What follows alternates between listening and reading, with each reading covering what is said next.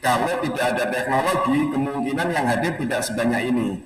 Karena ini kan berbagai daerah, nggak mungkin kita kumpulkan ke rumahnya Gus Bah bareng-bareng, apalagi di masa pandemi. Dengan adanya teknologi ini kan kita bisa menyimak bersama-sama, bahkan ada yang sibuk, masih ada kegiatan kantor, kegiatan-kegiatan yang lain, kita masih bisa mendengarkan dengan tetap kita melakukan kegiatan-kegiatan yang lain. Maka dari itu teknologi ini mari kita manfaatkan betul dan kita salurkan. Dan saya juga mengucapkan terima kasih kepada Grab.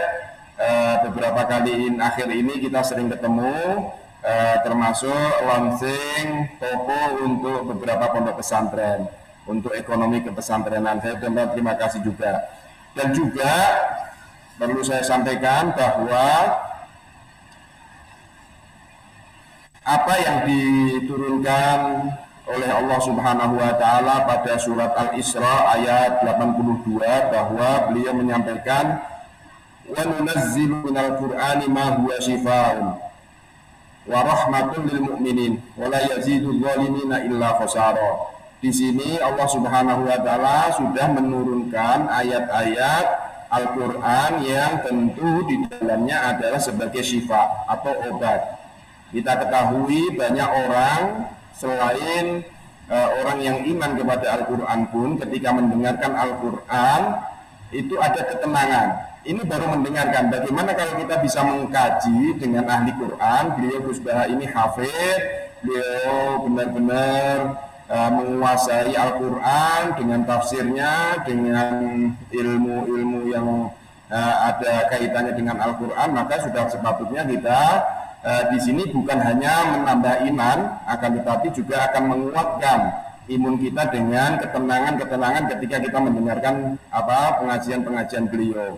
Dan saya ucapkan terima kasih kepada Gus Bah yang selama ini memberikan pencerahan kepada masyarakat, sehingga banyak di masyarakat yang awalnya sedikit-sedikit ada perselisihan agama, membuatnya sudah soalan, tetapi dengan adanya pengajian beliau sehingga agama ini menjadi solusi bagi siapapun. Maka dari itu saya ucapkan terima kasih dan saya tidak akan memperpanjang sambutan saya karena kita bersama-sama sudah ingin mendengarkan apa yang akan beliau sampaikan kepada kita semua, sehingga apapun yang kita lakukan, apapun profesi kita, benar-benar bisa bersinergi dan bisa keluar atau mencari solusi terkait apapun, khususnya pada masa akhir ini ketika sudah didistribusikan vaksin dan lain sebagainya. Saya berharap juga dari kawan-kawan Grab bisa ikut andil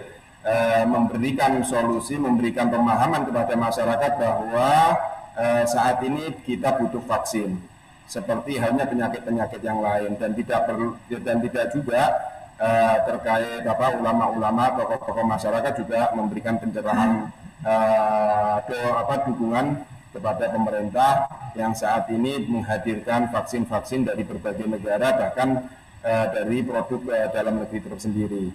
Ini yang bisa saya sampaikan, kurang lebihnya saya mohon maaf. Selamat ngaji bareng, semoga bermanfaat bagi kita dan menambah keimanan kita. Terima kasih. Hadanallahu wa iyyakum ihdinas siratal mustaqim wa billahi taufiq wal hidayah. Wassalamualaikum warahmatullahi wabarakatuh. Waalaikumsalam warahmatullahi wabarakatuh. Waalaikumsalam warahmatullahi wabarakatuh. Luar biasa, terima kasih kepada Bapak Wakil Gubernur yang sudah berkenan membuka acara kita pada sore hari ini ya tentunya. Dan Bapak Wagub, alhamdulillah kita di sini juga protokol Pak, ada jaga jarak sama Gus, ini juga ada yang berkenan hadir offline di sini juga tidak banyak, tetap juga jaga jarak dan juga masker tetap gitu. Ya, alhamdulillah sudah berkenan hadir pada siang hari ini. Assalamualaikum warahmatullahi wabarakatuh Gus, luar biasa. Dari sebelah saya, saya ngefans banget ini, luar biasa ini. Dan sebelum ini kita mulai acara, kita mohon untuk semuanya berfoto dulu kita, karena Gus Bah sudah hadir. Kami mohon kita berfoto dulu yang ada di Zoom, kita untuk bersama-sama berfoto dengan salam komando seperti ini, kita tunjukkan bahwa 2021 kita tidak akan menyerah gitu ya. Ya gitu, jadi mohon semuanya untuk open cam, semua video di Zoom dinyalakan supaya kita semua bisa berfoto bersama untuk dokumentasi kenang-kenangan kita bahwa siang hari ini kita sudah ngaji bareng gitu ya. Monggo, siap yang capture? Oke, ya. Oke semuanya, non sewu Gus, derek foto sekedap, mekatan Gus, posen pun Gus. Nah niku, alhamdulillah, saya ngefans soalnya beneran. Dan akhirnya ketemu. Oke semuanya kita mari berfoto. Kita kepalkan tangan, kita berikan bahwa kita semangat. Kita tetap move on, kita akan jadi lebih baik, di pribadi yang lebih baik di tahun 2021 ya. Dalam hitungan ketiga ya, mohon di capture fotonya. 1, 2, 3, luar biasa. Oke, cukup? Oke, terima kasih. Dan langsung aja ya teman-teman. Langsung ya Mas Yoga? Langsung ya, oke. Dan langsung saja karena sudah hadir di sebelah saya yang terhormat Gus Baha, monggo Gus dalam materi untuk menyambut yang sudah hadir di online maupun di offline. Nah, nggak provokator gitu. Mic-nya bisa dinyalain, mic-nya Gus, non sewu. Ya sudah, oke, alhamdulillah. Gus, grogi saya Gus. Dalam wahyu Gus. Saya bagian moderator kayak gini Gus. MC, sami niku nggih. Kali ini bagian apa? Mas Hasbi nggih sami niku ngano untuk Grab kios tapi beliau Gus. Nggih. Ini berapa Grab ini yang ikut? Dalam? Berapa daerah yang ikut itu? Di seluruh Indonesia ini kita siarinnya Gus. Alhamdulillah, meskipun tuan rumahnya itu Jawa Tengah sama Jogja, tapi ini yang menyaksikan alhamdulillah sampai Jayapura, sampai Korea tadi ada Gus yang sudah nyapa. Saya itu beneran, luar biasa banget. J. Kapan Pak Grab itu? Pulau Semarang. Pulau Semarang? Nasib. Yang kemarin itu? Iya, sama Pak Ramil sama Pak. Grab itu mobil atau motor? Transportasi. Apa saja? Kadang-kadang ada mobil, motor sama retail. Pesawat belum ada? Berarti kendaraannya apa saja? Motor, mobil, pesawat belum ada? Pesawat belum ada? Dereng Gus. Dereng wonten Gus. Assalamualaikum warahmatullahi wabarakatuh. Waalaikumsalam warahmatullahi wabarakatuh. Alhamdulillahirabbil alamin. Allahumma shalli wa sallim wa barik ala sayyidina Maulana Muhammadin wa ala alihi washabihi ajmain. Amma ba'du. Yang sangat saya hormati putra guru saya, juga Wakil Gubernur Jawa Tengah Haji Taj Yassin MZ. Di sini beberapa yang ngurus ngaji, juga ngurus nasib. Ini jaga jarak saya, juga jaga jarak fisik, juga jaga jarak nasib ini. Semoga nasibnya juga ada jaraknya ini. Ini ada Pak Jaka, ada Pak Ramdan, ada Pak siapa ini? Fadlilan itu ya, ada Pak Wahyu, ada Pak Asep, teman-teman Grab yang datang secara langsung. Ini ngaji, minta ngaji apa ini? Penyembuh lara Pak, supaya 21 nggak boleh menyerah ya. Harus semangat. Mencari nafkah kesulitannya. Nyari tok apa ketemu? Ketemu lagi Gus. Oh. Itu jargonnya keliru. Kalau mencari nafkah itu mencari itu udah harus ketemu. Jadi akhirnya nyari terus nggak ketemu. Yang benar itu mencari nafkah apa menemukan nafkah? Mencari nafkah apa menemukan nafkah? Kalau nyari tok gak ketemu. Kadang ketemu. Oh. Setelah ketemu dipakai istri atau dipakai yang lain? Istri.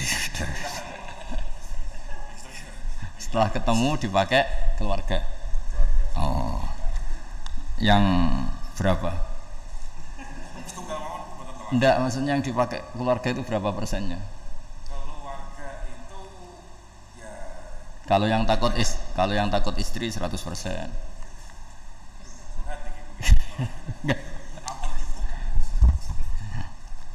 Enggak, ini begini ya, saya sebetulnya ada sisi baik yang mungkin bahkan kita yang kiai itu kalah sama tukang Gojek itu, sama apa Grab itu atau apalah istilahnya Grab ya. Karena dalam aturan fikih, saya cerita fikih dulu. Seseorang itu sebaiknya sholat itu berganti-ganti tempat supaya saksinya itu banyak. Dari di bab ini kita yang ulama, yang wali aja kira-kira kalah ya. Karena saksi saya monoton naruhan, kamu di mana-mana jadi saksi kamu. Di mana-mana ingat Allah, ingat pekerjaan, sholat di mana-mana. Jadi saksinya itu lebih banyak. Cuma efek negatifnya kalau kamu maksiat, saksinya juga banyak ya. Pojok ini menyaksikan menyaksikan gang ini, menyaksikan gang itu, menyaksikan ini. Saya cerita sedikit tentang ibadatu hadil ummah. Nanti saya bacakan teksnya. Di antara kebaikan umat ini adalah jalan-jalan itu termasuk ibadah. Makanya sering ada ayat fasiru fil ardi. Jadi supaya sering jalan-jalan. Jadi ini sudah jalan-jalan masih nyari apa? Nafkah. Kadang-kadang ya dapat macam-macam. Yang soleh ya dapat ibadah, yang enggak soleh ya dapat macam-macam lah. Tapi saya cerita yang soleh lah, yang enggak soleh itu enggak boleh dibicarakan ya. Rahasia. Saya ini lama di Jogja, ya tahulah kelakuannya orang-orang yang baik maupun yang setengah baik sampai. Ya semoga yang baik dilipat gandakan pahalanya, yang enggak baik diampuni. Tapi saya cerita sedikit. Di fikih kita, di kajian-kajian fikih kita memang ada istilah ini harus didengar karena ini ngaji dan sama status kita sama. Al-wasiyah ila ta'ah ya ta'ah, terus al-wasilah ilal maksiyah ya maksiyah. Jadi kalau kita jadi perangkat taat ya ibadah, kalau jadi perangkat maksiat juga maksiat. Sehingga di ilmu medis maupun di jasa online atau ojek atau apa, misalnya pertanyaannya kita pekerja paket profesional boleh ndak ngantarkan paket narkoba? Ya jawabannya tentu ndak boleh, karena bukan masalah pekerjaannya tapi yang diantar adalah sesuatu yang haram. Begitu juga boleh nggak ketika ada lelaki hidung belang tanya tempat mesum, kalau kamu menunjukkan berarti kan ikut berkontribusi. Ya kamu bisa meneruskan gimana hukumnya mengantar gitu misalnya. Nah kiai juga sama sebetulnya, kiai juga bisa dimanfaatkan orang yang macam-macam untuk kekuatan yang macam-macam. Jadi hukum ini sama, kamu tidak usah tersinggung misalnya. Kalau di fikih biasanya disebutkan menjual pedang pada begal juga enggak boleh karena digunakan yang tidak baik. Begitu juga misalnya apapun profesionalitas kita, misalnya paket, kita nganter ke paket yang apa? Paket ganja misalnya. Fikih ini harus kamu ketahui dulu sehingga hukum turunannya, ingat Allah misalnya, ini bisa kena. Kita tidak boleh ingat Allah dalam keadaan maksiat yang enggak diridani Allah. Karena mau tidak mau fikih ini hukum dasar. Sholat pun bisa kena semprit. Misalnya kita sholat karena tugas, bukan karena lillahi ta'ala. Makanya dulu itu ada guyonan Mas Wahyu itu, ada imam dari masjid besar di negara sebelah, tidak perlu saya sebutkan negaranya. Itu cerita imamnya itu digaji 100 juta per bulan, datang ke Surabaya gitu. Muadzinnya itu digaji 75 juta, keren. Terus ngerti imam di Indonesia naik ontel, sudah watok naik ontel, nggak ada yang gaji, musolanya jelek, terus sudah ada jepit, ya ada dia kerasan di musola karena sering dimaki-maki istrinya, sudah. Jadi itikafnya itu ya sambil menghindar itu, bukan. Makanya banyak masjid Indonesia itu banyak yang itikaf itu, karena di rumah ada betah, sudah diomelin nggak ada AC-nya. Sekarang masjid banyak AC-nya kan. Kamar mandinya juga gitu, di rumah sama di masjid bagus. Di masjid. Makanya pengurus masjid yang daerah-daerah sini sering cerita ke kita, kudune ngising ning omah Gus, mlayune moro masjid karena itu cerita. Indonesia itu negara yang enggak bener katanya. Imam dan muadzin tidak digaji. Terus dia cerita-cerita kebaikan negaranya dan buruknya negara kita. Lama-lama kiai itu mangkel. Kiai Indonesia itu kan cerdas-cerdas, meskipun jarang yang kaya tapi cerdas-cerdas. Dia muji negara. Kalahnya itu dibeginiin sama kiai Indonesia. Makanya kamu sholat terus ya, takut potong gaji. Artinya kalau dia jadi imam karena digaji, efeknya adalah dia kalau bolos tuh takut nanti kan dipotong gaji. Lama-lama kalau sering bolos di PHK gitu. Artinya luar biasa Indonesia, imam tuh tidak ada yang gaji tapi semuanya sholat istiqomah. Berarti kita ini top, datang ke masjid jadi imam tanpa ada yang gaji. Top mana? Top Indonesia. Semenjak itu si imam ini tidak pernah cerita kebaikan negaranya karena gaji imam. Indonesia dalam bernegara selalu begitu. Ketika kita tidak punya solusi transportasi, ada saja pihak-pihak swasta atau investor yang ingin menanamkan modal di investasi Grab dan sebagainya. Tapi saya tetap sebagai kiai mengingatkan status hukum fikihnya. Kenapa saya harus cerita itu? Karena fikih ini harus selesai dulu. Saya ulang lagi, fikih ini harus selesai dulu. Misalnya nganterin orang yang mau transaksi narkoba atau transaksi maksiat, atau tapi yang yakin. Kalau tidak yakin memang tidak haram. Tapi kalau yakin itu memang kamu tahu benar-benar iyalah kira-kira gitu. Supaya taat itu ada di semua kehidupan. Sehingga nanti Indonesia kalau semuanya begini kan, yang cari sarana maksiat itu bahkan sekedar transportasi aja susah karena semuanya tidak mau. Misalnya paket juga gitu, yang mau ngedarkan narkoba kesulitan karena semua yang jasa paket tidak mau gitu. Begitu seterusnya, sehingga negara ini kita bantu bahwa awal ketidakbaikan di semua negara itu pasti karena maksiat. Maksiat itu mengganggu. Orang geger sama istri ya karena maksiat. Terus banyak kecelakaan itu rata-rata kata Pak polisi juga karena maksiat. Jadi orang overdosis atau dalam keadaan mabuk nyupir. Terbesar kecelakaan itu jarang karena ngantuk. Terbesar masih karena pengaruh apa? Narkoba. Pembunuhan juga sama. Orang Indonesia itu mudah sekali memaafkan temannya, tetangganya. Tapi kalau sudah efek dari narkoba, bunuh itu jadi mudah itu jadi. Nah, Anda juga harus fair, jangan. Tapi yang penting saya profesional nganter, gitu. Nggak mau tahu dia latar. Meskipun kita tidak boleh neliti orang ya, nggak boleh tajasus, nggak boleh neliti ini. Tapi yang jelas kamu tahu, saya ulang, yang jelas kamu tahu ya harus dihindari karena memang di semua profesi pekerjaan tuh utamanya kata Rasulullah SAW itu memperhatikan halal haramnya. Tapi ya saya ulang lagi, tidak boleh sok suci, tidak boleh tajasus, tidak boleh neliti orang lain. Tapi kalau yang jelas-jelas untuk maksiat maka harus kita hindari. Termasuk masjid sekalipun. Dulu zaman Nabi itu ada masjid namanya Masjid Diror untuk memecah konsentrasi sahabat. Sahabat itu begitu mencintai Nabi, mencintai Rasulullah. Ada orang kafir pinter, orang munafik pinter. Ini Muhammad harus ditandingi. Cara nandingi Muhammad jangan pakai dangdutan, jangan pakai bar, tapi pakai masjid. Karena ini suasananya kesannya bagus. Dibikin masjid tandingan supaya orang tidak ke Muhammad semua, tapi ke masjid ini. Ini pikirannya orang munafik. Artinya jangan kira terus masjid bebas hukum, ya enggak juga. Masjid juga bisa kena semprit karena ini mendirikannya untuk bikin apa?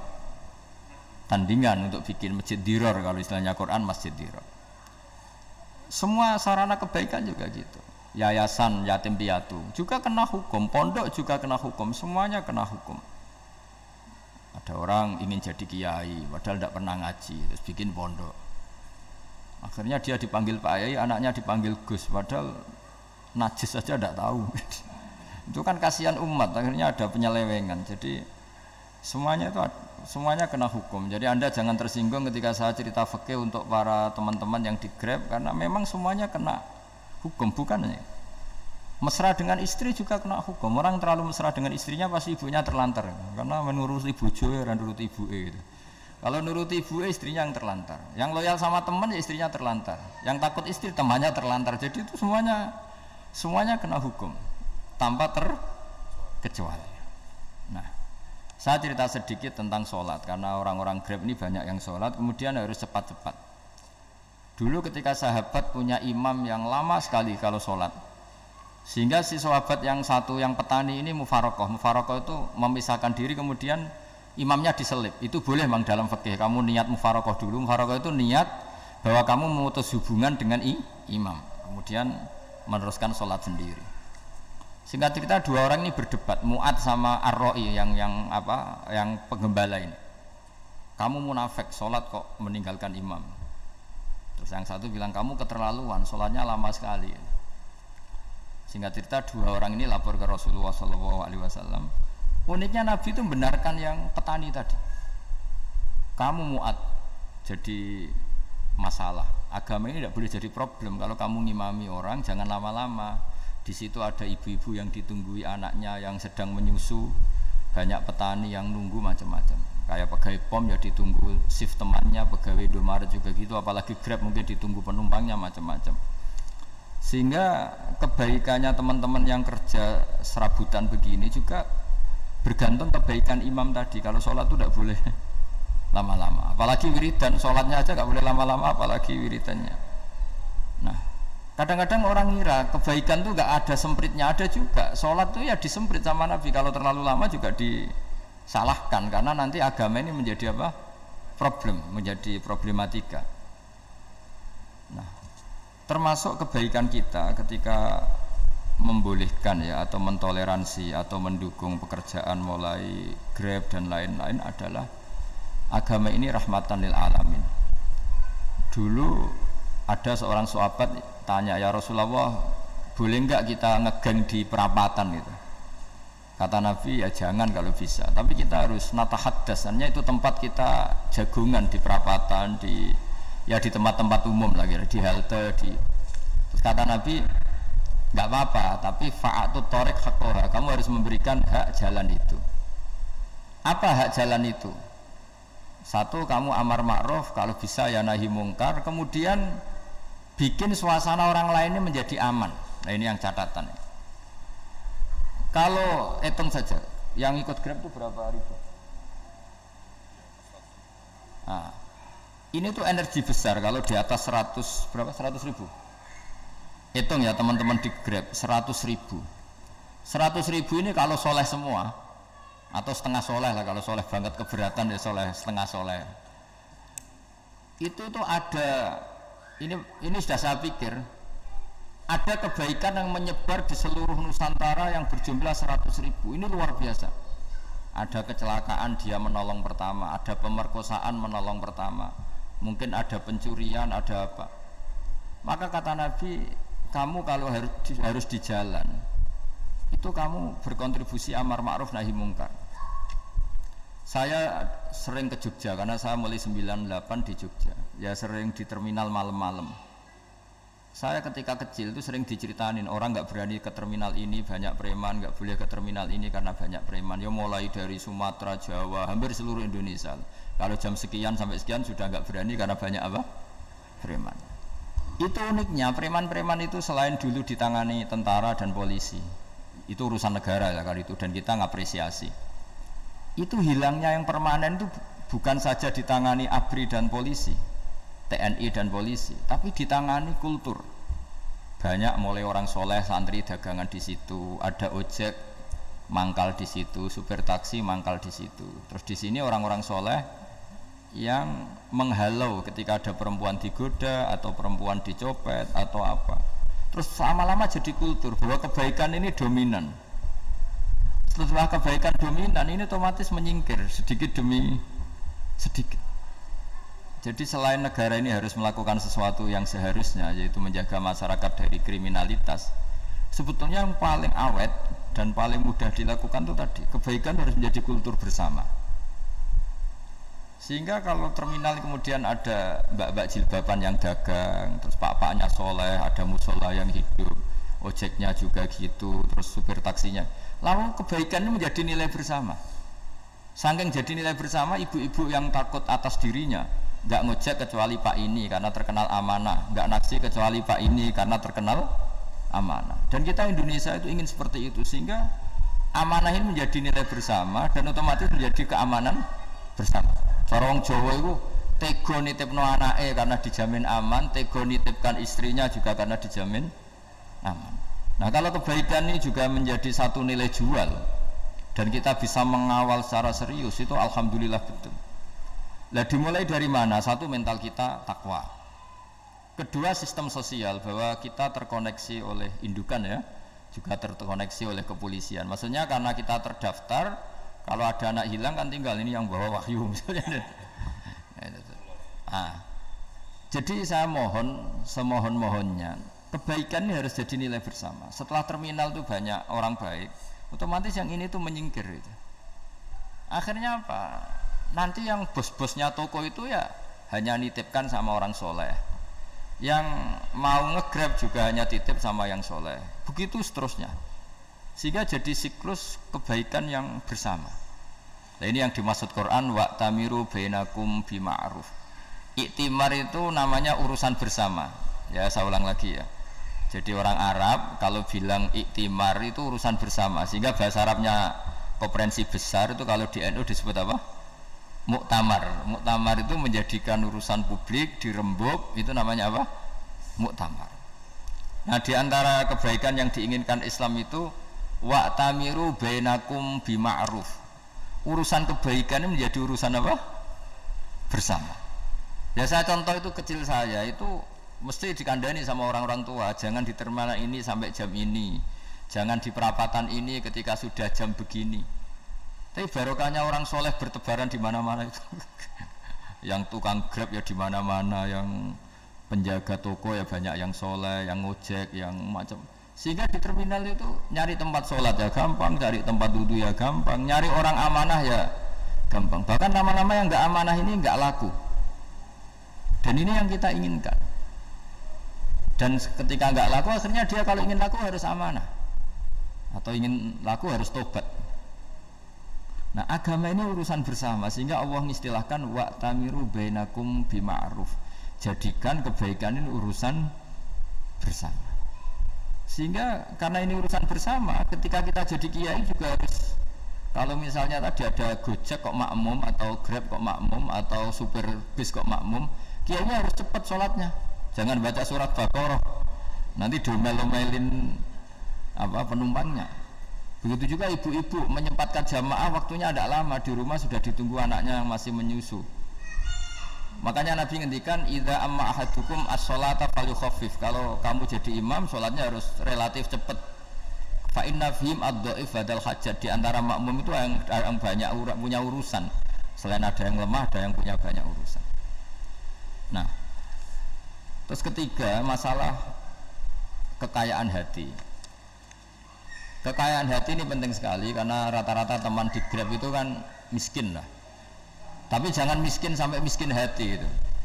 Bahwa kamu nyari nafkah itu sudah ibadah, berkelana di bumi Allah juga ibadah, menyaksikan macam-macamnya orang itu juga ibadah. Bahkan menambah khazanah ilmu. Di antara warisan ilmu yang kita dapatkan dari Rasulullah SAW, misalnya kamu jalan-jalan, punya kaki dua, punya tangan dua. Gara-gara jalan-jalan sering ngerti orang yang buntung. Alhamdulillah meskipun saya hanya Grab masih punya kaki itu. Terus ketemu orang buta ya gitu. Alhamdulillah ladzi afani mimma talaka bih. Alhamdulillah saya terselamatkan dari seperti itu. Sehingga melihat orang maksiat juga gitu.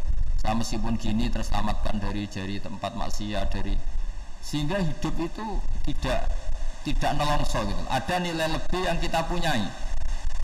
Jadi di antara kebaikan Islam adalah orang disuruh ingat sisi nikmat.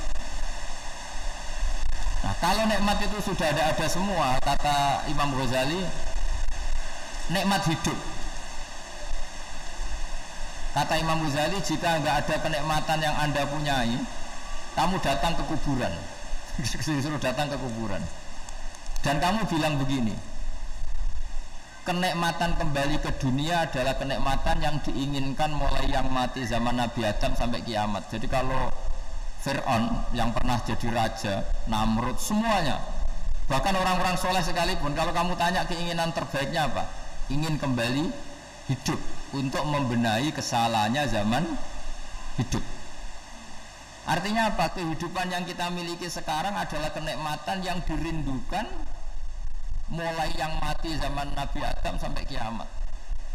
Maknanya apa? Kita punya kenikmatan yang luar biasa karena kenikmatan yang dirindukan oleh orang yang sudah mati mulai dulu sampai sekarang.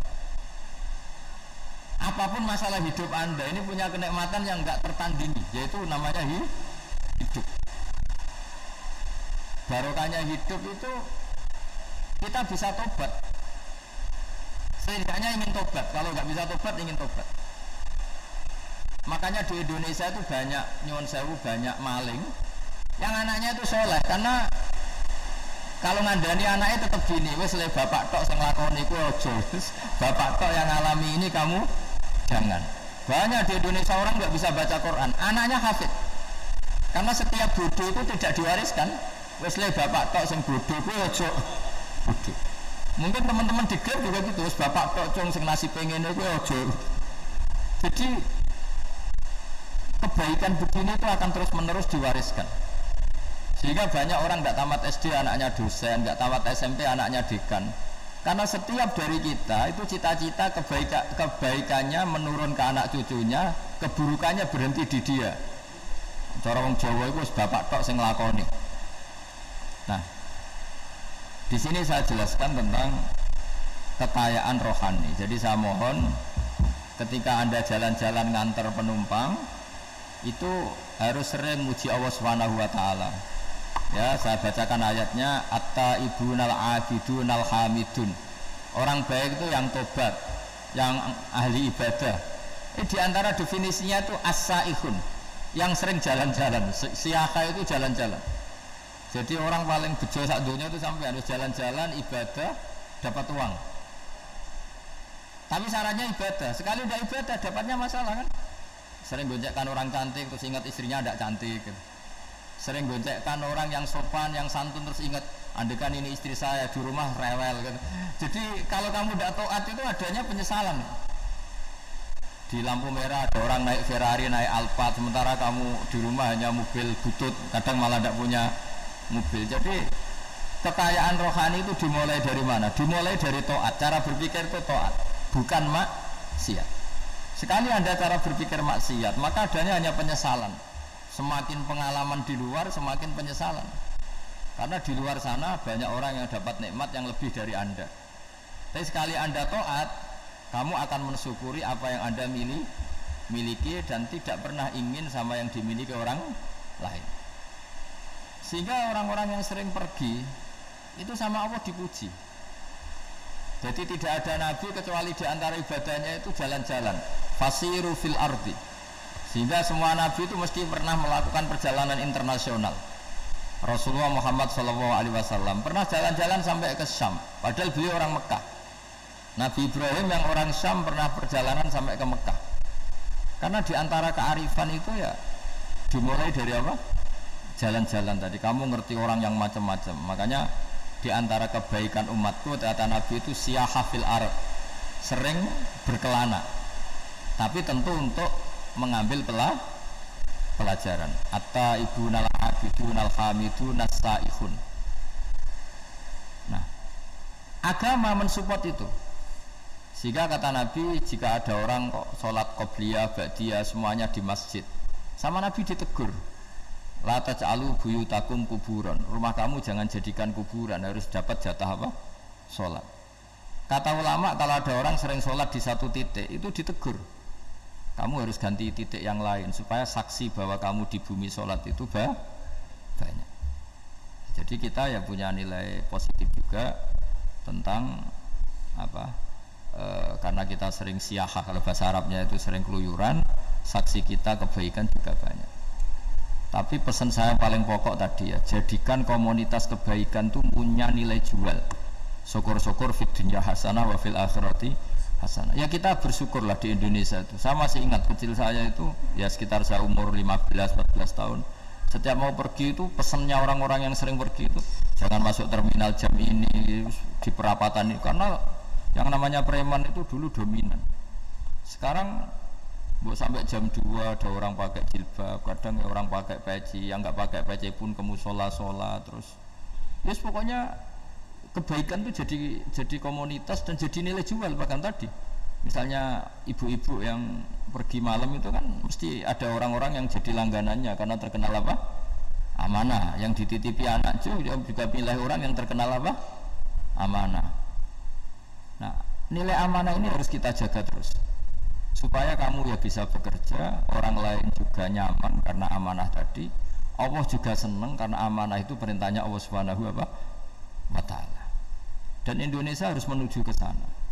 Pemimpin juga harus gitu. Pemimpin bawaannya amanah, bawaannya apa, yang memilih dia juga senang karena nggak malu lah. Tapi kalau kita milih ternyata kita pilih tahu-tahu ditangkap KPK kan ya malu gitu. Dulu kita kampanye mati-matian ternyata dia ditangkap KPK. Tapi kalau dia amanah kan ya senang. Sama kalau tukang Grab ketangkap satu karena penodaan atau karena pengkhianatan, yang malu juga semua karena kadang-kadang nanti digeneralisir seakan-akan semuanya seperti itu. Tapi dengan reputasi panjang nggak pernah terjadi apa-apa dalam Grab kan otomatis lainnya juga terangkat. Nah, ini yang dimaksud wa'tamiru bainakum bima'ruf. Jadikan kebaikan itu urusan bersama. Makanya andaikan negara itu sudah mengoptimalkan polisi, TNI untuk meringkus preman, oke itu baik. Tapi ya lebih awet lagi kalau itu ditopang masyarakat. Karena yang nggak amanah terkucilkan, terus akhirnya Grabnya nggak laku, akhirnya dia dipecat, akhirnya kan yang maksiat hilang, yang kriminal hilang, yang ada hanya Grab yang baik. Begitu juga di dunia apapun. Itu yang dimaksud wa'tamiru bainakum bima'ruf. Jadikan kebaikan ini urusan bersama. Nah karena kita baik, otomatis jadi teladan yang baik bagi anak kita, istri kita, tetangga kita. Dan karena kita baik maka terhormat. Sehingga orang melihat Grab itu simpatik, respect karena reputasinya baik. Nah karena orang respect tidak dicibir, barokahnya tidak dicibir, tidak mangkel. Barokahnya tidak mangkel, tidak saling ejek, bahkan tidak saling bunuh. Coba kalau kita jelek, dicibir orang, kita dalam keadaan mabuk, tidak terkontrol, bunuh. Jadi efek dari maksiat itu begitu buruknya. Sehingga penelitian itu mengatakan kebanyakan kecelakaan ya pemicu utamanya rata-rata ya nyupir dalam keadaan mabuk. Beberapa nyuwun sewu kasus-kasus kriminal rata-rata dipicu oleh hal-hal seperti itu. Makanya meskipun di luar saya tolong hindari narkoba, hindari hal-hal yang maksiat supaya pekerjaan Anda ini barokah. Kemudian yang terakhir saya beri ijazah tentang Al-Fatihah ya, karena ini surat yang populer. Kalau saya ijazahi Quran 30 juz pasti sampean nggak hafal. Atau ijazah surat Baqarah, kalau mau Baqarah mau. Ijazahi surat Baqarah mau 2 juz setengah. Mau Mas Asep? Ya Fatihah aja yang gampang ya. Nah, ya kulhu Fatihah ini paket ringan ini. Tapi pahalanya besar. Ini beda ya, artinya selama ini mungkin Anda baca tapi monoton ya. Tapi ini saya bacakan teks aslinya tentang istilahnya itu mazaya itu kelebihannya Fatihah. Saya baca Arabnya dulu, nanti ini terakhir ya, ijazah tadi kan saran-saran umum tentang sosial.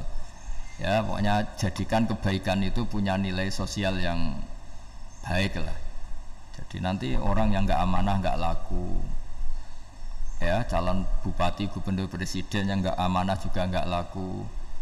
Begitu juga kiai yang tidak amanah juga nggak laku, suami yang nggak amanah juga nggak laku, istri yang nggak amanah juga. Sehingga kebaikan ini jadi nilai sosial yang dalam tanda kutip sudah keniscayaan. Yang diinginkan Allah itu seperti itu, bukan kebaikan yang dipaksakan karena kekuatan negara. Maksudnya kalau bisa kebaikan itu tidak usah dipaksakan. Memang sudah satu kebutuhan. Tak cerita-cerita di negara maju itu, bahkan apapun jatuh itu nggak ada yang ngambil itu. Makanya gambarannya Mekah Medina kan gitu kan, barang jatuh nggak ada yang berani ngambil itu, saking sudah jadi sistem. Sehingga banyak negara di Eropa itu yang sampai nggak punya tentara, nggak punya polisi karena kebaikan itu sudah. Nah kita kan masih capek, polisinya aja capek apalagi masyarakatnya, karena kebaikan itu belum jadi nilai bersama. Nah kita selain ditopang negara, ada polisi, ada tentara, itu kita usahakan kebaikan itu jadi nilai bersama. Tadi wa'tamiru bainakum bima'ruf. Dan kita punya reputasi yang bagus dalam bab ini. Saya masih ingat kecil saya itu yang jilbaban hanya keluarga kiai. Sekarang rata-rata masyarakat itu jilbaban. Dulu yang sekolah SMP, SMA itu jilbaban kadang dulu malah dilarang ya, harus sama seperti itu seragamnya. Sekarang sudah boleh dan nyaman. Lama-lama yang dapat simpatik ya yang pakai pakaian model tertutup seperti itu. Lama-lama gampangane cara wong golek mantu ya golek yang seperti itu daripada yang bodor. Lama-lama jadi nilai bersama. Ya ingin saya seperti itulah. Di terminal juga sama. Orang mau makan cari warung yang kelihatan ada ayat kursinya, pakai jilbab atau paling enggak dia enggak mungkin lah nyuguhkan yang tiren atau yang haram. Akan ada garansi sosial. Ada apa? Ada garansi apa? Sosial dengan penampilan yang soleh itu kan. Masa iya nyuguhkan oplosan babi gitu misalnya itu. Jadi nilai sosial itu harus ya tadi harus benar-benar jadi nilai yang sehingga negara biar gak capek-capek. Polisi juga gak capek kan karena tugasnya corong Jawa mau ngawat-ngawati tok tapi sudah tidak perlu tegang karena kebaikan sudah jadi nilai apa bersama. Ingat-ingat ya ayatnya tadi wa'tamiru bainakum bima'ruf. Jadi kebaikan itu harus jadi nilai bersama. Iktimar itu menjadi urusan bersama. Makanya kalau kita rapat besar disebut apa? Muktamar. Muktamar itu urusan bersama. Ya tadi imamnya sholat juga menopang Gojek karena enggak lama-lama nopang Grab, nopang Kernet, nopang penjaga Indomaret, penjaga bensin, pom bensin. Nah dia hanya punya waktu 5 menit terus imamnya baca Baqarah.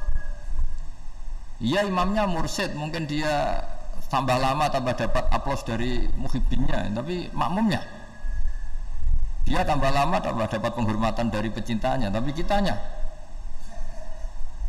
wah khusyuk wali kan dia dapat status naik lah, kita yang sudah tidak ikut jadi wali diganggu apa pekerjaannya. Kalau ada imam seperti itu sampai mufarokoh saja niat ya Allah sampai sini saja saya makmum orang itu, silakan orang itu punya urusan sendiri dengan jenengan ya sudah atau salib saja apa itu boleh. Kalau dalam fikih namanya apa mufarokoh.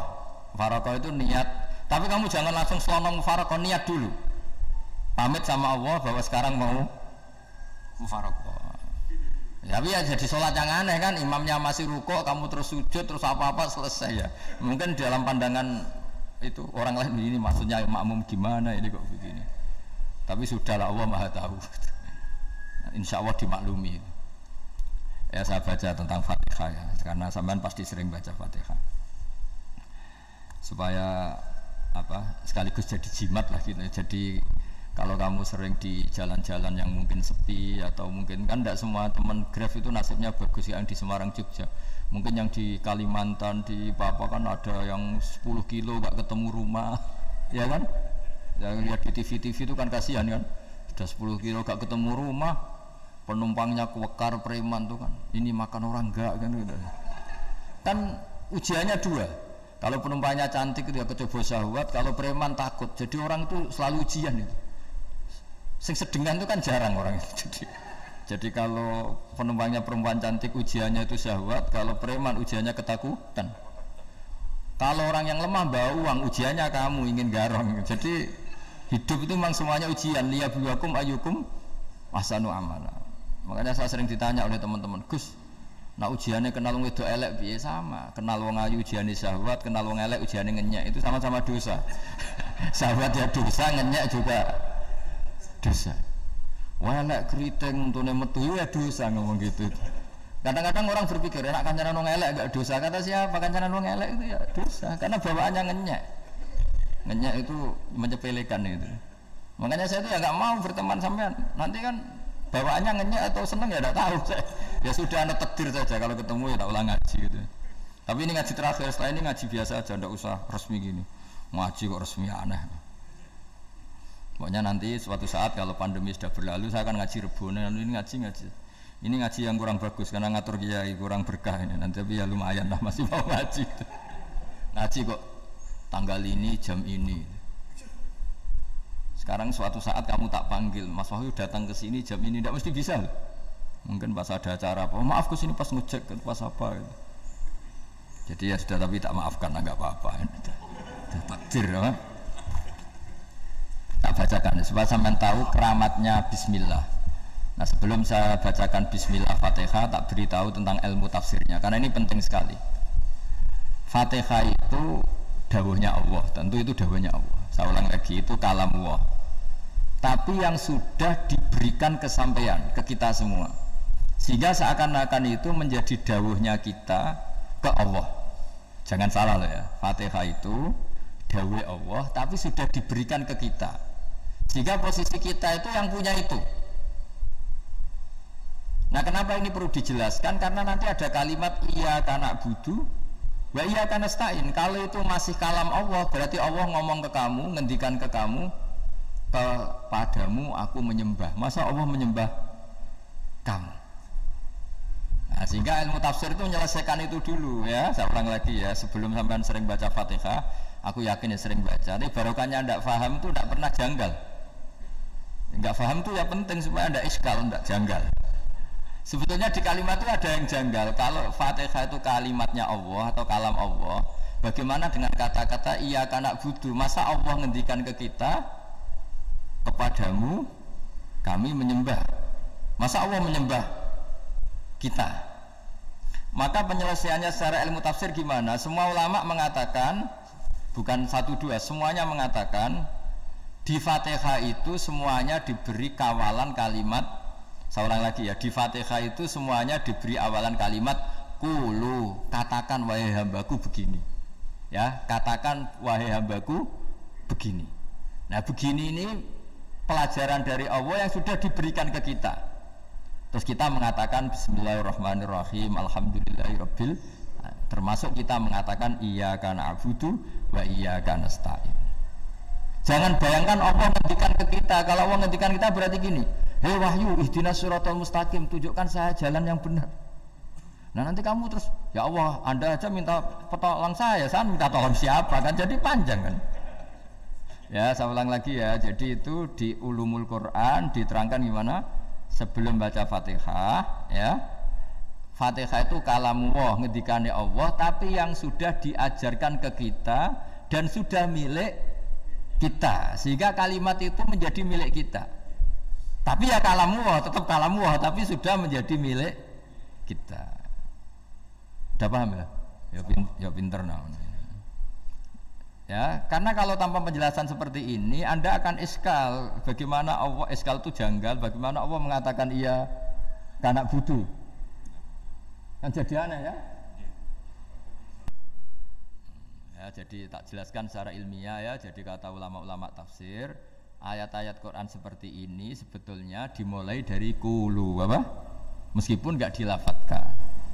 Itu kan sama dengan qul huwallahu ahad Muhammad, katakan kalau Tuhan itu satu. Ya, namanya Quran itu kan kalam Allah, membina nabinya, membina umatnya. Makanya dikatakan atau enggak, di sini tersembunyi kata qulu, katakan.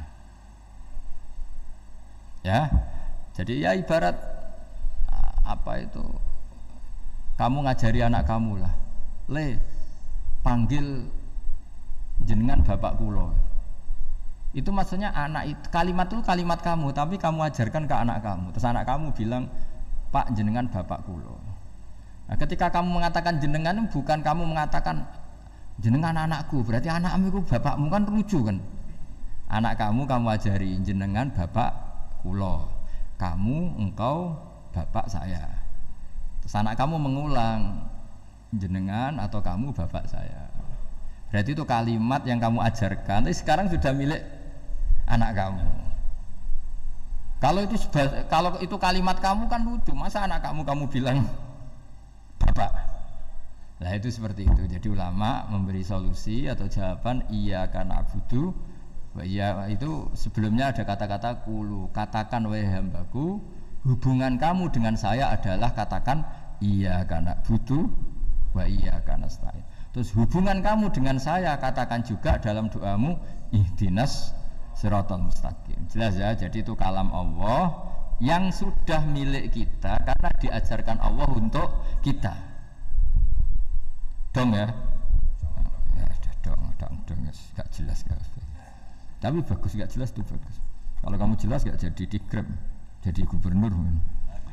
Min azimi fadliha kasratu asma'iha fadail ukhra. Ini cerita dramatisnya surat Al-Fatihah. Qala Abu Hurairah radhiyallahu anhu inna iblisa ranna khina unzilat Al-Fatihah. Jadi iblis itu begitu kesakitan. Ini kitab Abu Abul Farad karangannya Syekh Muhammad Alawi, juga kutipan dari beberapa kitab. Yang jelas beliau sendiri juga ngutip dari beberapa riwayat di beberapa hadis. Halaman 123. Ketika Fatihah turun itu iblis kesakitan. Kayak orang sakit gigi lah, tersiksa-siksanya karena turunnya surat apa? Al-Fatihah. Artinya kalau Anda baca Fatihah dijiwai, maka Anda melemahkan setan, melemahkan iblis. Wa qala Mujahid, khina unzilat Fatihatul Kitab ronna fastama indahu asyayatin. Jadi ketika Fatihah itu turun, iblis itu terkapar lah kira-kira. Sampai dijenguk banyak setan. Jadi kamarnya di ICU lah kira-kira gitu kalau sekarang itu. Entah Covid entah enggak tahu, pokoknya di ICU sampai dijenguk banyak setan. Enggak tahu bawa apa enggak tahu, pokoknya dijenguk banyak setan. Nah nyangoni karena ini apa? Ketuanya apa? Pingsan, sakit. Jadi iblis itu sakit sampai dijenguk anak buahnya setan-setan. Ya, semoga kalian semua tidak kenal setan. Kalau kenal berarti teman, apa? Wa qalu misla dzalik. Wa qala lahum laisa mimma taquluna syai'un walakin unzilat suratun laisa ajru qailiha illa an harramahu alaihi nar jahannam.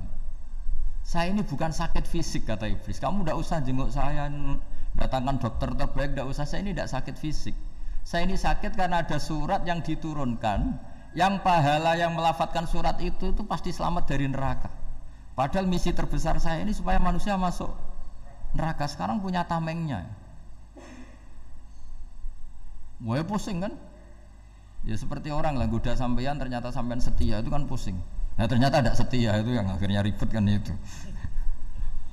Jadi iblis itu cita-cita terbesarnya kan semua orang itu masuk neraka. Nah sekarang turun satu surat yang gara-gara surat itu siapapun yang baca dijamin selamat dari neraka. Jadi walakin unzilat suratun laisa ajru qailiha illa an harramahu alaihi nar jahannam. Karena jadi dia shock lah itu. Kalau orang di Jawa itu bilang shock. Aduh sial nasib saya ini umat nggak bisa saya goda lagi karena punya tamengnya tadi punya. Qad batala kaidukum wa makrukum. Rekayasa kalian sekarang itu tidak ada gunanya semua. Nah, ini alhamdulillah di Indonesia kelihatan kan banyak yang miskin, banyak yang susah. Tapi selagi mereka masih sholat, itu keinginan mencari halal itu masih tinggi. Kayak apa kita di tengah kota, jauh dari anak istri, jauh dari tetangga. Biasanya kalau orang jauh dari anak istri, tetangga kan sakar PDW. Tapi yang soleh masih banyak, sudah jauh dari keluarga tetap lurus. Loh kalau yang dekat lurus kan wajar, konangan wong akeh gitu. Ini sudah jauh masih lurus. Nah ini nggak lepas dari barokahnya surat apa? Surat Fatihah tadi. Jadi karena ada surat yang menjamin pelafalnya atau qailiha terbebas dari api neraka. Wa qalat as-sayatinu lahu is ayyusa'in ta'muruna ya maulana. Faqala lahum idhabu wajtahidu hatta tukhfilu qulubahum hatta la yaqulu hadhihi surah. Lalu kita gimana? Jari para setan gitu. Lalu kita gimana? Terus kata iblis, sudah bikin mereka lupa sehingga tidak baca lagi. Selagi masih baca kita pasti keok. Jadi kalau sampean sudah jarang baca Fatihah itu berarti sudah bagian dari kemenangan apa? Iblis. Jadi kalau sampean sudah jarang baca Fatihah itu berarti bagian dari kekalahan Anda, kemenangan iblis. Masih sering baca? Berapa kali? Terus apa lagi?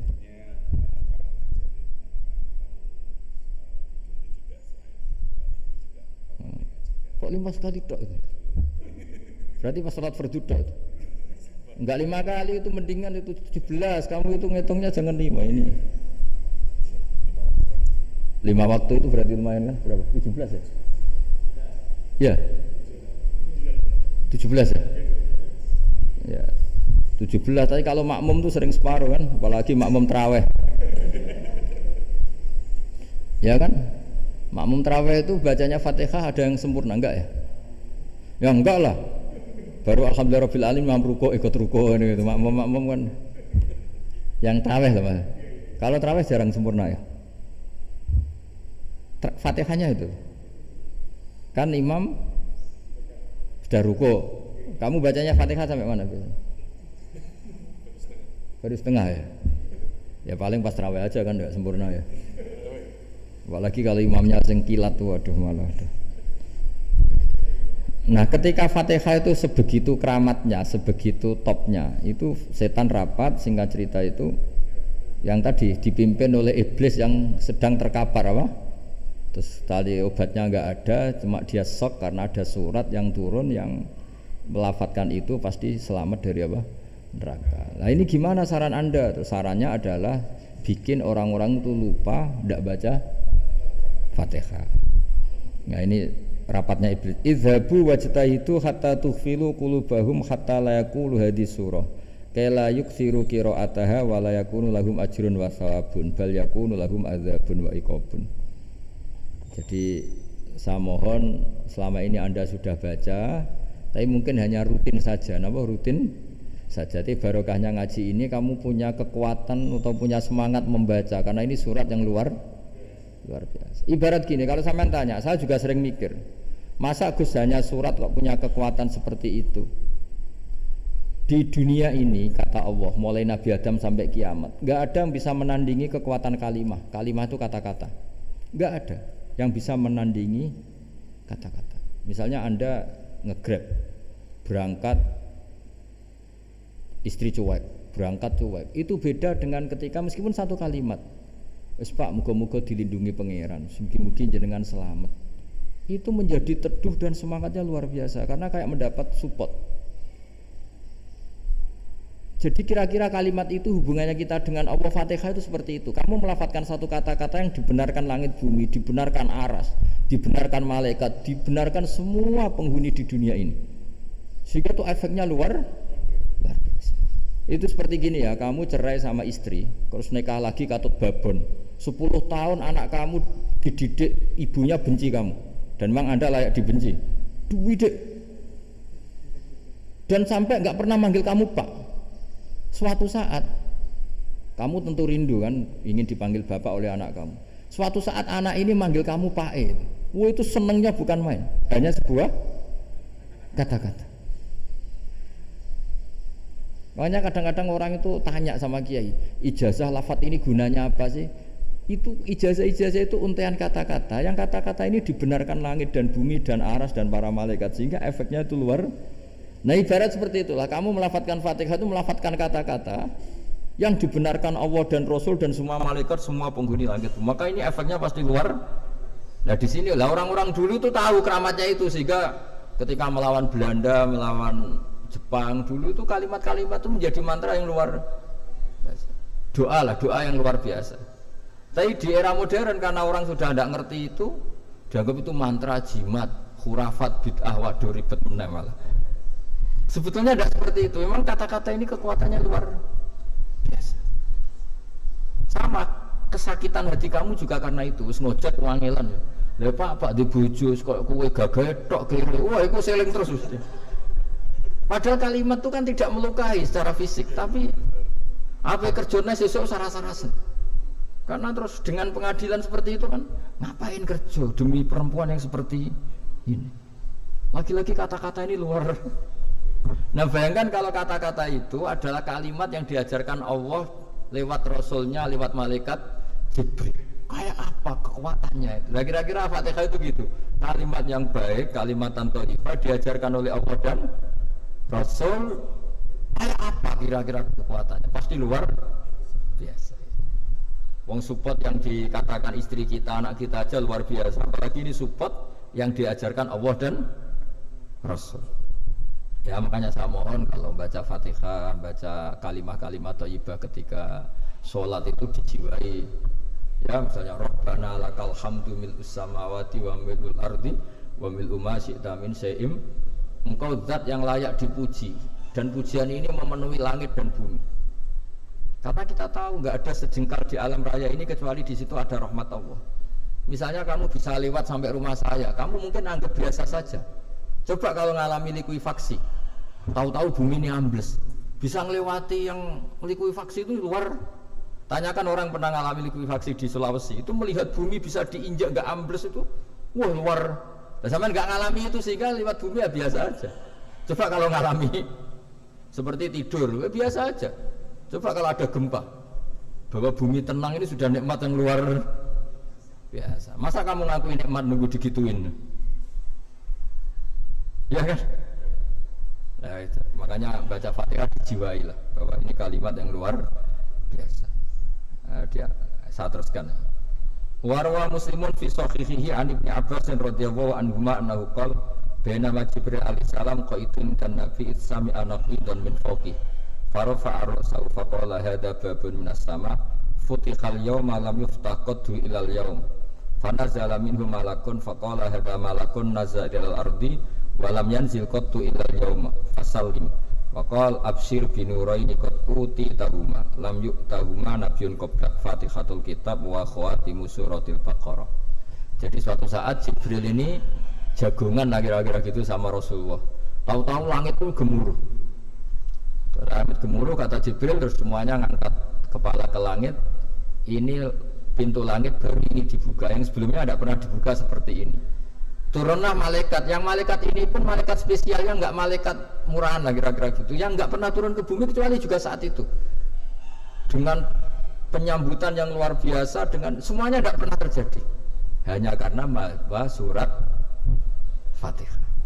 Jadi ini surat yang luar biasa, pengawalannya lewat malaikat yang spesial, nggak pernah turun di bumi kecuali saat itu, penyambutannya juga nggak pernah seperti itu, baru seperti itu. Jadi semuanya itu spesial. Nah, kenapa ini spesial? Karena di situ ada isi puja-puji kepada Allah Subhanahu wa Ta'ala. Ada ikrar kita, alhamdulillahirabbil alamin, arrahmanir rahim. Ikrar ini penting. Kalau contoh paling gampang gitulah. Kamu punya istri selama ini cerewet terus. Suatu saat ngomong, "Pak, tak angen-angen ra ono wong lanang koyo sampeyan." Wah, itu langsung tidak ada lelaki sebaik engkau. Itu sama senangnya, masya Allah. Karena ada ikrar dari seorang istri ke kamu. Nah, bayangkan kalau ikrar kita sebagai hamba diakui oleh Allah Subhanahu, maka ikrar ini akan dicatat sebagai kebaikan kita yang kita panen nanti di akhirat. Karena ada ikrar. Kita ikrar bahwa alhamdulillahirabbil alamin. Kita ikrar ar-rahmanir rahim. Kita ikrar maliki yaumiddin. Kita ikrar iyyaka na'budu wa iyyaka nasta'in. Sampai misalnya jadi orang Indonesia, ketemu orang Indonesia yang makmur di Jerman, terus lupa Indonesia. Kamu orang Indonesia, enggak, ada orang Indonesia. Mangkel gak kira-kira? Mangkel. Karena salah ikrar kan gitu. Ya, jadi saya mohon jangan anggap kalimat itu hal yang biasa, tapi luar biasa. Nggih, ngoten mawon. Assalamualaikum warahmatullahi wabarakatuh. Ya. Alhamdulillah ya. Dan ini Gus, ada yang banyak yang nanya nih ceritanya. Wah, bagus. Makanya kita pilih yang nggak akan selesai dulu nih Gus. Oke. Bentar.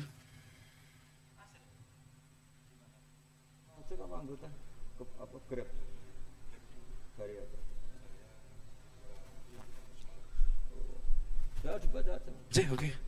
Menikah pertanyaan Gus saking Pak Muhammad Arwani. Pertanyaannya adalah bagaimana cara untuk meningkatkan iman dan takwa kita kepada Allah Subhanahu wa Ta'ala jika di situ kita sangat sulit untuk meninggalkan maksiat. Sudah berusaha taubat akan tetapi tetap maksiat lagi. Pertanyaannya gitu. Bagaimana solusi agar selalu bisa terhindar dari maksiat? Menikah. Apa aja yang jawab? Jangan maksiat. Udah fokus ibadah, jangan maksiat. Itu sih kalau saya. Tapi bagus maksud saya.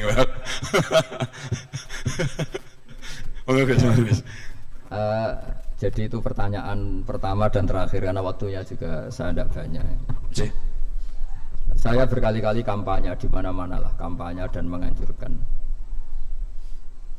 Di antara catatan dalam Suhufi Ibrahim wa Musa kan ada kan di Quran itu yang dinamakan lampiran-lampiran wasiatnya Nabi Ibrahim dan Nabi Musa. Itu diantara catatannya begini, orang yang punya akal itu adalah orang yang bisa menikmati sesuatu yang baik. Misalnya gini, contoh gampang gini, kamu punya anak pertama atau punya anak yang masih kecil, itu gendong tuh senangnya bukan main, melihat anak sehat tuh senangnya bukan main. Mungkin saat itu banyak orang yang sedang maksiat dengan perempuan nakal atau dengan teman-teman nakalnya yang anggap seperti itu tidak nikmat. Tapi andaikan ini ditimbang ya ditimbang, yang maksiat betulan misalnya paling ukuran bahagianya itu 70%. Tapi yang ini, yang nimang anak baru lahir atau masih kecil, corong Jawa ngeloni anak, bisa saja bahagianya itu sampai 100%. Hanya selama ini kesalahan kita adalah nganggep maksiat itu pasti menyenangkan dan taat itu tidak menyenangkan. Makanya saya berkali-kali fatwa, untuk melawan kenikmatan maksiat, orang harus terbiasa menikmati taat, menikmati kebaikan. Jangan kira kita nimang istri nikmat, nimang anak nikmat, ketemu teman yang lama tidak ketemu juga nikmat. Artinya kita akan melewati berjam-jam untuk jagungan sama teman, sama anak, sama istri. Dan itu harus kamu nikmati supaya mengganti tidak berkebutuhan nikmat yang lewat jalur maksiat. Jadi saya mohon sarana-sarana yang menyenangkan itu, yang taat itu kita maksimalkan. Makanya bapak saya tuh sering pesen, kowe nak ngaji sing guyon, sing seneng. Nganti wong maksiat tuh karena cari kesenangan. Coba kalau kesenangan itu sudah didapatkan saat taat, maka tidak butuh lagi kesenangan yang berbentuk maksiat. Makanya orang-orang wali dulu kalau sudah sholat itu nggak bisa berhenti karena merasa nikmat. Makanya Nabi pernah ngendikan wa qurratu aini fi sholat, nyaman saya itu kalau sedang sholat. Itu tadi. Bayangkan kalau besok itu pasti mati. Makanya latihannya harus gitu. Bayangkan besok itu pasti mati. Berarti itu hari terakhir kamu. Ya, hari dengan merasa hari terakhir itu kalau kamu maksiat kan malu. Waduh, saya mati pas. Makanya sholli sholata muwaddiin, kamu sholat seakan-akan itu sholat terakhir.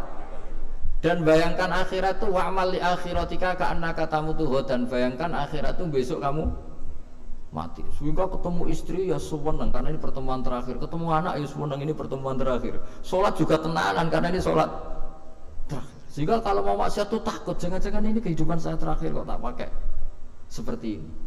Nah, jadi di antara resepnya itu apa tadi? Nganggep ya ibadah itu menyenangkan, nah, gitu. Terus pinter.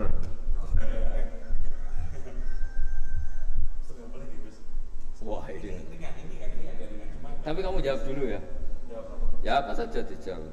Biar ada, ya ada pembanding. Dinyalain mas. Oke, satu pertanyaan lagi Gus. Ini ada pertanyaan dari teman-teman mitra driver Grab. Saat mengantarkan barang tiba-tiba azan waktu sholat, ya, Gus. Lalu kita sebagai driver harus sholat dulu atau menyelesaikan orderan dulu karena itu juga amanah kan orderannya itu. Mungkin nganter barang atau mungkin nganterin penumpang. Mengingat barang tersebut sudah ditunggu pemiliknya dan penumpang tersebut juga sudah ada janji yang lain, makanya gitu. Nyuwun pencerahannya Gus gitu. Begini ya, ini kan fikih sosial ya. Saya jawab ini memang harus pakai fikih, nggak pakai rasa. Saya ulang lagi, pakai fikih, nggak pakai rasa. Waktu sholat itu kan banyak ya, diantaranya maghrib dan isya, duhur dan asar, terus subuh sendiri. Ya, dan zaman belajar fikih, orang belajar tasawuf ya. Nah, kalau subuh itu tidak ada toleransinya kalau waktunya sudah tinggal 10 menit karena tidak ada jamak. Ya, tidak ada apa? Jamak. Sehingga misalnya kalau kamu ngojek waktu tinggal 10 menit ya harus sholat. Tapi kalau sekedar dengar adzan ya, ini penanyanya kayaknya itu teman kamu, jadi fikihnya kayak kamu nggak jelas. Adzan itu kan bukan akhir waktu sholat. Adzan itu bukan akhir waktu sholat tapi awal sholat. Itu udah harus supir Grab, udah harus supir Gojek. Meskipun kamu makan ada adzan ya teruskan saja, kan udah akhir waktu sholat. Anda menerima tamu, gendong anak, atau sedang nyupir, atau sedang bercengkrama sama teman. Kalau ada adzan ya nggak apa-apa, misalnya diteruskan. Kan bukan akhir waktu sholat. Yang benar-benar harus ditinggalkan itu kalau waktu sholat misalnya tinggal 7 menit atau tinggal 8 menit. Waktu yang mau tidak mau kamu harus tasarrufkan, kamu peruntukkan. Injury time ya Gus. Injury time. Nah, gitu aja kok nggak tahu ya. Nah, lalu misalnya, kalau pertanyaan tadi mestinya kelasnya itu kelas afdoliyah. Utamanya gimana? Kalau wajibnya belum ada karena kan waktunya masih panjang. Jadi pertanyaannya bukan wajibnya tapi sebaiknya karena ini semuanya belum mendesak kan? Andai kan kamu teruskan nganter barang kan tidak ada jaminan waktunya habis. Padahal kalau kamu memaksa sholat, mungkin citra kamu sebagai supir Grab tidak baik karena dianggap mengabaikan konsumen. Nah, terus kedua menyangkut jarak. Oke, seperti itu. Nah, sekarang kalau pertanyaannya dibalik, makanya yang dibalik ini agak ribet. Waktu sholat tinggal 8 menit. Ada konsumen yang minta diantarkan saat itu dan acaranya ke mall happy-happy, maka fatwa kita sebagai ahli fikih, ya tantang saja, saya mau sholat dulu, kalau nggak sabar ya silakan cari yang lain kalau acaranya ke mall.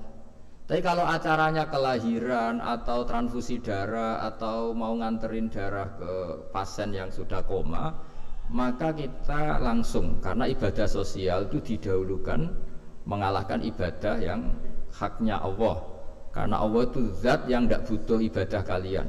Tapi kalau pasien ini kalau nggak nang kesampaian darahnya mati misalnya, jadi kemana Allah lebih apian lah gitu. Makanya masyhur kalau dalam fikih hak Allah sama hak adami ini dimenangkan hak adami, tapi bukan karena Allah kita kalahkan.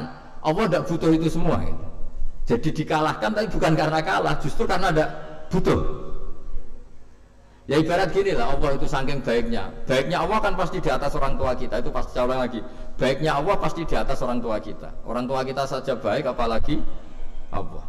Misalnya orang tua kamu butuh uang 5.000, adik kamu butuh uang 5.000, adik kamu yang kecil atau kira-kira orang tua kamu itu nyuruh dikasihkan beliau ke adik kamu, kira-kira ke adik kamu. Nah Allah itu saking baiknya, hal yang terkait Allah, misalnya tadi sholat tepat waktu sama ibadah sosial, itu disuruh ibadah sosial, karena ini kalau nggak kesampaian transfusi darahnya atau apalah, atau kamu dokter yang harus mengurus operasi, waktunya tinggal 5 menit, kamu harus ngoperasi pasien dulu, karena Allah bisa menerima sholat kamu. Nah, tak terangkan lagi, ini fikih terus. Lalu sholat yang apa? Kalau sholat itu antara maghrib dan isya, dan nanti yang terlambat itu maghrib, kita ngikuti ulama yang mengatakan jika ada darurat, maka maghrib dan isya boleh dijamak meskipun tidak atas nama pergi. Kan jarak kamu kan tidak jarak masafatu qasrin. Artinya apa? Misalnya saya dokter, harus operasi, waktu saya tinggal 8 menit mau maghrib, ternyata harus ada operasi. Kalau saya nggak nangani, mati. Saya harus operasi, dan nanti waktu saya maghrib habis itu tidak harus dikatakan qadha atau yang mengeluarkan maghrib dari waktunya. Bisa saja menurut ulama dianggap boleh dijamak takhir dengan isya, karena kondisinya masih waktu jam'in. Begitu juga zuhur dengan asar. Tapi kalau waktunya itu asar, tinggal 8 menit, kemudian harus ada operasi, ya kita operasi, waktu asar kita mundur sampai maghrib, namanya qadha yang dimaafkan Allah. Ya namanya tetap qadha karena asar gak bisa dijamak dengan maghrib. Jadi ini fikih ya, jadi jawabnya harus jelimet. Jadi saya ulang lagi ya, tadi kan pertanyaannya dengar adzan. Kalau adzan kan waktunya masih panjang, apalagi misalnya maghrib kan waktunya kan taruh saja ada waktu seperempat jam, ternyata andaikan kamu antar hanya butuh waktu 7 menit, kan gak ngefek sama nyanda gitu. Terus kalau driver umpamanya dapat order, ini yang tanya kamu malah mewakili dalam, kalau ada driver dapat orderan food, nganterin makanan tapi makanannya non halal, niku fakihipun pripun? Nah makanya itu tadi kamu tahu betul kalau itu non halal loh? Kalau itu sudah tahu pasti non halal. Nah, iya, daging Tyrannosaurus nonton mungkin. Ya makanya tadi itu memang PR kita di semua profesi. Saya ulang lagi, itu PR kita di semua profesi. Jadi ya itu makanya pentingnya istighfar tuh di situ tuh sudah kita sebagai ulama menghalalkan tidak mungkin, mengharamkan kamu juga demo, ini pekerjaan Gus. Tapi yang jelas itu tidak bisa dihindari. Ya sama lah seperti orang di bus itu.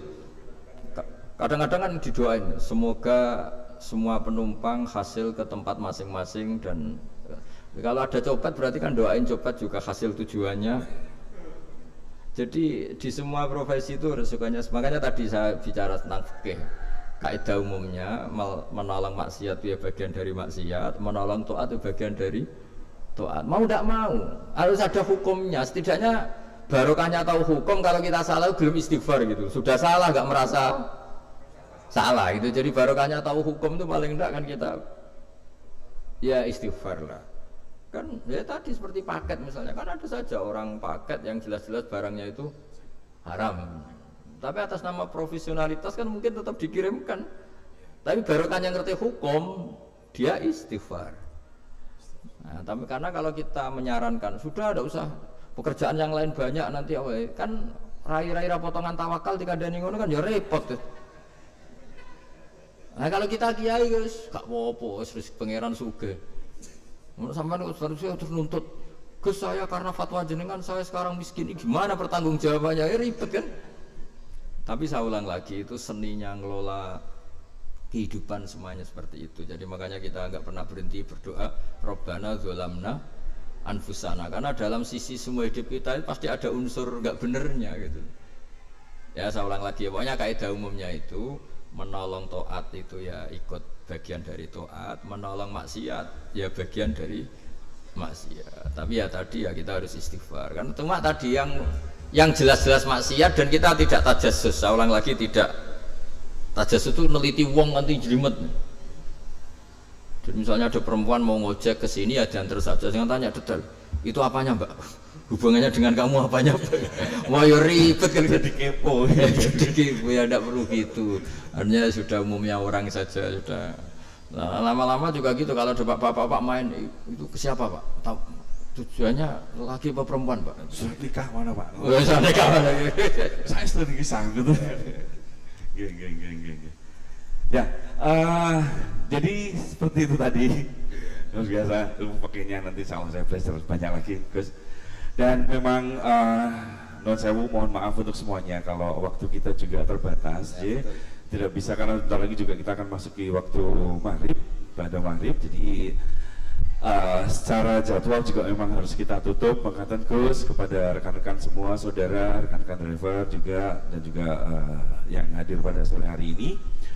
Jadi kita langsung tutup aja, ya. Tapi sebelum itu kita berdoa dulu, sarang-sarang Gus mau dipimpin.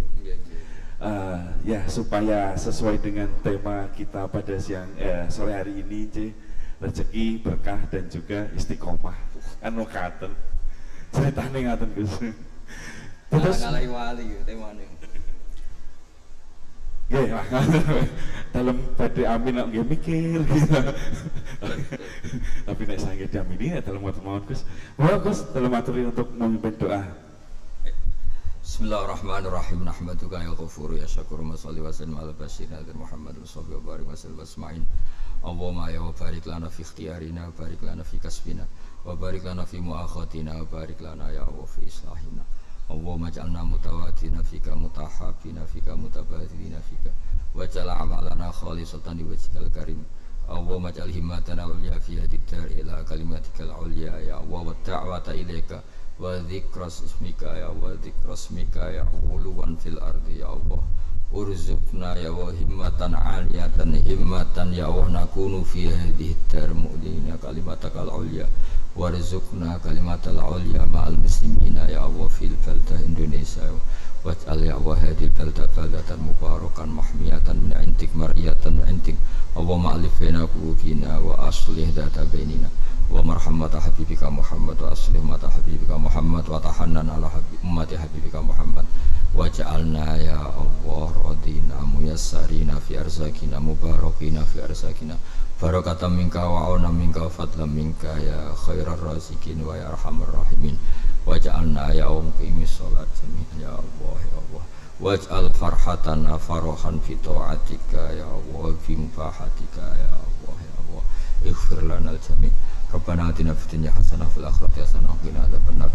Sallallahu alaihi wasallam Muhammad sallallahu alaihi wasallam. Subhana rabbika rabbil izzati amma yasifun wa salamun alal mursalin. Alhamdulillahi rabbil alamin. Sirrul Fatihah. Bismillahirrahmanirrahim. Alhamdulillah amin. Oke. Dan dengan ini maka berakhir sudah acara ngaji sareng Gus Baha pada sore hari ini ya. Alhamdulillah semuanya juga maaf kalau tidak bisa pertanyaan semua kita bacakan karena keterbatasan waktu, tapi kita insya Allah nanti akan ada kesempatan lain lagi, seorang lagi ke sini untuk bisa ngobrol-ngobrol sarang Gus Bah gitu ya. Dan terima kasih atas semua pihak yang sudah mendukung pada acara pada sore hari ini. Terima kasih pada Yang Maha, terima kasih kepada Jenang Mubarok yang bikin kita sudah bisa mengadakan acara yang luar biasa ini, dan juga kepada rekan-rekan semua, mitra dan semua untuknya, khususnya untuk semuanya yang sudah berkenan pada sore hari ini. Terima kasih atas doanya.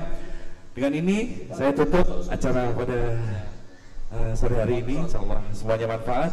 Wabillahi taufiq wal hidayah. Assalamualaikum warahmatullahi wabarakatuh. Kamu gak jadi MC aja atau malah jadi di grup?